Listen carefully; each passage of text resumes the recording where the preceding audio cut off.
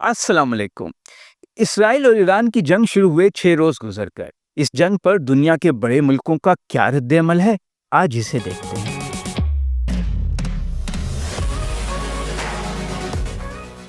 चीन और रूस ने ईरान पर इसराइल के हमलों की मजम्मत की है और सिफारती जुबान में अमेरिका को वार्निंग भी दे दी है कि वो जंग में फरीक ना बने, ईरान पर हमले में शामिल ना हो। दूसरी तरफ यूरोप के 3 बड़े मुल्क हैं, फ्रांस, जर्मनी और बरतानिया और अमेरिका, ये खुलकर इसराइल की हिमायत का ऐलान कर चुके हैं।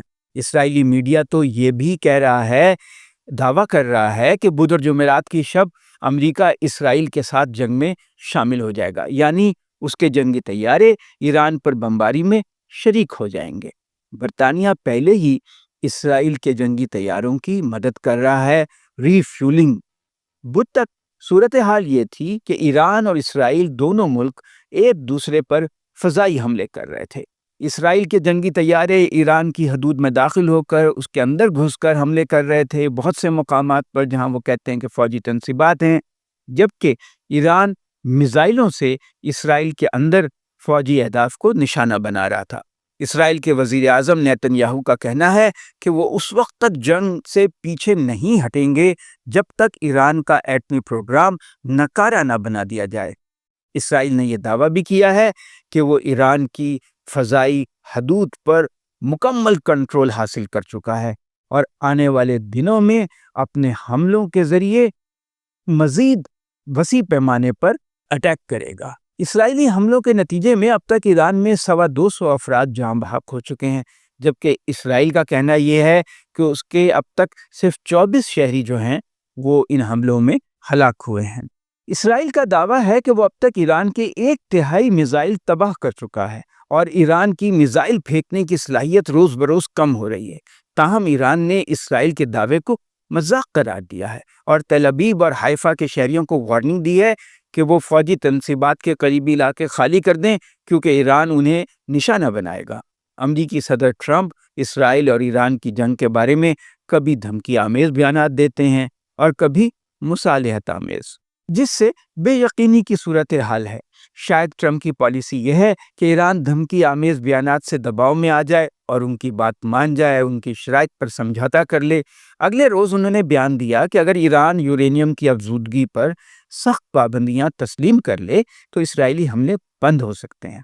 उन्होंने मंगल को सोशल मीडिया पर ईरान को वार्निंग दी और कहा कि अब सब्र का पैमाना लबरेज हो रहा है।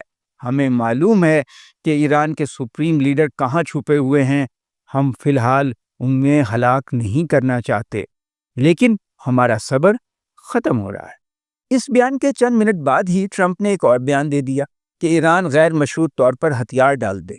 ट्रंप का यह भी कहना था कि अमेरिका को ईरान की फ़ज़ाई हदूद पर मुकम्मल कंट्रोल हासिल है। कनाडा में दुनिया के 7 अमीर मुल्कों की तंजीम है G7, उसका इजलास हुआ तो उसके एलामिये पर सदर ट्रंप ने दस्तखत नहीं किए और वहाँ से वो अधूरा इजलास छोड़कर चले गए, क्योंकि उस एलामिये में ईरान और इसराइल के दरमियान कशीदगी को कम करने की बात की गई थी। ट्रंप G7 का इजलास तो मुकम्मल किए बगैर ही चले गए। सदर ट्रंप की धमकी के जवाब में ईरान के सुप्रीम लीडर खामनाई ने झुकने से साफ इनकार कर दिया और जवाबी बयान में कहा कि जंग का मुकाबला जंग से, बमबारी का मुकाबला बमबारी से होगा। हम किसी मुतालबे या हुक्म के सामने सर खम तस्लीम नहीं करेंगे, सर नहीं झुकाएंगे। खामनाई का यह भी कहना था कि कोई अक्लमंद आदमी इस लहजे में ईरान को धमकी नहीं दे सकता जिस तरह ट्रंप ने दिया। सदर ट्रंप को G7 के एलामिये से इत्तफाक नहीं था, लेकिन हकीकत यह है कि G7 ममालिक ने भी ईरान से कोई ख़ास रियायत नहीं की, सिर्फ यही कहा था कि कशीदगी कम की जाए। इस तंजीम में कनाडा के साथ साथ बरतानिया, फ्रांस, जर्मनी ऐसे बड़े यूरोपीय ममालिक शामिल हैं। G7 ममालिक ने अपने एलामिये में दो टोक अंदाज में कहा कि हमारा मौक़िफ़ हमेशा से वाज़ेह है, ईरान एटमी हथियार हासिल नहीं कर सकता और इसराइल को अपने दिफा का हक़ हासिल है। हम इसराइल की सलामती के हामी हैं, उससे अपनी हिमायत का इयादा करते हैं, यानी दोहराते हैं कि हम उसकी सलामती का तहफ़्फ़ुज़ करेंगे। तीनों ममालिक वो हैं जिनके ईरान के साथ भी सिफारती ताल्लुक़ात हैं, सिफारती चैनल खुला हुआ है। पहले जो ईरान के साथ मुआहदा हुआ था एटमी प्रोग्राम पे, उसमें ये शरीक थे और ये पूरी दुनिया में अमन के, इंसानी हकूक़ के बड़े अलंबरदार बने हुए हैं। इसके बावजूद उन्होंने खुलकर इसराइल की हिमायत की اور اس بات پر تنقید نہیں کی کہ اسرائیل نے بلا وجہ ایران پر غیر قانونی طور پر حملہ کیا، جبکہ اس بات کا کوئی ثبوت نہیں تھا کہ ایران کے پاس ایٹمی ہتھیار ہیں یا وہ ایٹمی ہتھیار تیار کر رہا ہے۔ ایران کی نیتنز اور فردوں میں جو ایٹمی تنصیبات ہیں وہ عالمی ایٹمی توانائی ایجنسی کی زیر نگرانی کام کر رہی ہیں۔ اب بتائیں، جب وہاں پہ نگرانی ہے عالمی ایجنسی کی، تو وہ کیسے وہاں پہ ایٹم بم تیار ہو سکتا ہے؟ لیکن انہوں نے اس بات کو بالکل اگنور کیا۔ 3 بڑے یورپی ممالک واضح طور پر اسرائیل کے جنگی جنون کا ساتھ دے رہے ہیں۔ قبرص یا سائپرس میں برطانیہ کا فوجی اڈہ ہے، وہاں پہ اسرائیلی لڑاکا طیارے جاتے ہیں اور اس کی ری فیولنگ ہوتی ہے، کیونکہ وہ اتنا لمبا سفر بغیر ری فیولنگ کے تو طے نہیں کر سکتے، تو جب ایران پہ حملہ کر لیتے ہیں وہاں جاتے ہیں، ان کی برطانیہ کے اڈے پہ ری فیولنگ ہوتی ہے۔ برطانیہ کے جو طیارے ہیں ری فیولنگ والے وہ شام اور عراق کی فضا میں ہوتے ہیں، وہاں بھی اس کی ری فیولنگ کرتے ہیں طیاروں کی، جبھی تو وہ 50 طیارے بھیج دیتا ہے ایک دفعہ میں جب حملہ کرنا ہوتا ہے۔ مقصد صرف ایران کے ایٹمی پروگرام کو ختم کرنا نہیں ہے، بلکہ ایک ترقی کرتے ہوئے مسلمان ملک کو بالکل تباہ و برباد کرنا، جیسا پہلے انہوں نے عراق کو کیا، شام کو کیا، لیبیا کے ساتھ کیا۔ دوسری طرف امریکا کے صدر ٹرمپ اور روس کے صدر پیوٹن نے ہفتے کے روز ٹیلی فون پر بات چیت کی تھی، اور اس میں ایران اور اسرائیل جنگ پر بھی بات ہوئی تھی، کیونکہ یہ سب سے بڑا ہاٹ ٹاپک ہے۔ اس میں دونوں لیڈروں نے اتفاق کیا تھا کہ ایران کے ساتھ بات چیت کا راستہ کھلا رکھا جائے۔ اس کے بعد روس کے دفتر خارجہ نے ایک بیان جاری کیا اور کہا کہ صدر پیوٹن نے اسرائیلی حملے کی سخت مذمت کی تھی۔ روس نے اب تک ایران کی کوئی عملی مدد نہیں کی ہے، کیونکہ اس کو ہتھیار دیے ہوں، اس کو کوئی ایسے سسٹم دیے ہوں جس سے وہ اپنا دفاع کر سکے، اس کا فضائی ڈیفنس سسٹم بہتر بنانے کے لیے کوئی کمک بھیجی ہو۔ حالانکہ روس اور ایران کے درمیان اسٹریٹجک اتحاد کا معاہدہ موجود ہے۔ اس کی ایک وجہ تو یہ ہے کہ ایران کو فوجی سامان دینے پر اقوام متحدہ نے پابندیاں لگائی ہوئی ہیں۔ دوسرے، روس یوکرین کی جنگ میں الجھا ہوا ہے۔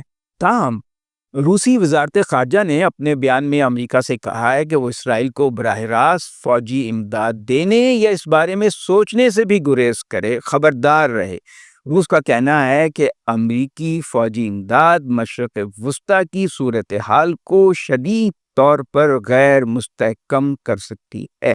اس بیان کے بعد کہا جا سکتا ہے کہ اگر امریکہ جنگ میں براہ راست کودا تو روس کے پاس بھی ایران کی مدد کرنے کا جواز ہوگا۔ اسی طرح چین نے بھی ابھی تک ایران کی کوئی عملی مدد نہیں کی، کوئی ہتھیار مہیا نہیں کیے، لیکن سفارتی سطح پر اس کی حمایت کی ہے۔ چینی وزارت خارجہ نے صدر ٹرمپ کے تازہ بیان پر سخت رد عمل دیا اور کہا کہ ٹرمپ کا بیان آگ کو ہوا دینے اور جلتی پر تیل چھڑکنے کے مترادف ہے۔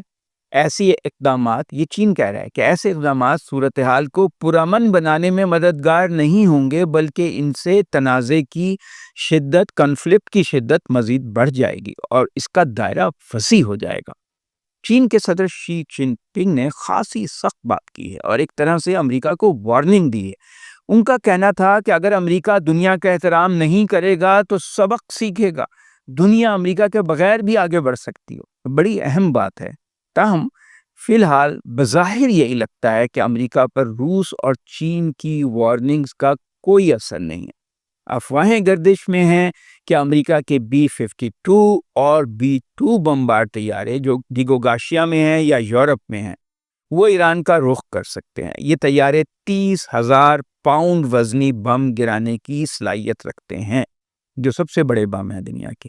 ایران کی فردوں کے علاقے میں زیر زمین ایٹمی تنصیبات ہیں، انہیں تباہ کرنے کے لیے بھاری بمباری کی ضرورت ہے۔ میزائلوں سے وہ تباہ نہیں ہوتی یا اسرائیل کے جنگی طیاروں سے وہ تباہ نہیں ہو سکتی، بلکہ بنکر بسٹر بم چاہیے ان کو تباہ کرنے کے لیے، اور یہ صلاحیت صرف امریکہ کے پاس ہے، اسرائیل کے پاس نہیں ہے۔